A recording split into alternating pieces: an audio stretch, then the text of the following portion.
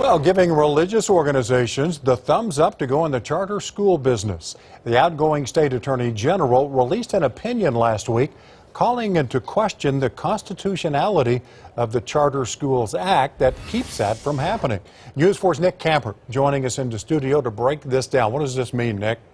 Well, the Attorney General, John O'Connor, says religious entities should be able to operate charter schools because other private entities have that authority. His opinion is a recommendation, but it does open the door for new applications.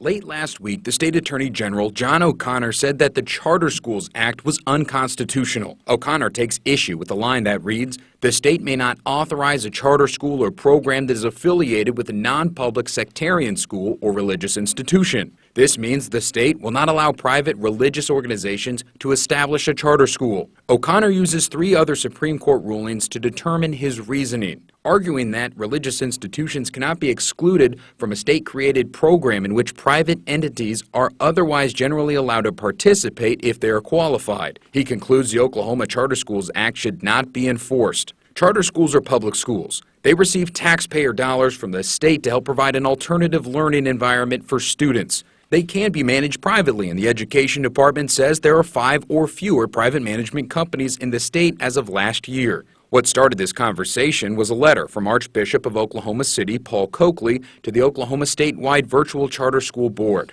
In the letter from November of 2021, Coakley wrote that the Archdiocese of Oklahoma City intends to apply for authorization to form and operate a virtual charter school in the state. Executive Director of the Virtual Charter School Board, Rebecca Wilkinson, asked for the Attorney General's opinion on how to move forward given legal questions surrounding the Charter Schools Act. The Oklahoma Education Association highlights that the opinion is not binding, saying the Oklahoma Attorney General does not have the power to change our Constitution, nor does he have the power to change our statutes by predicting an outcome of a future case litigated before a state or federal court.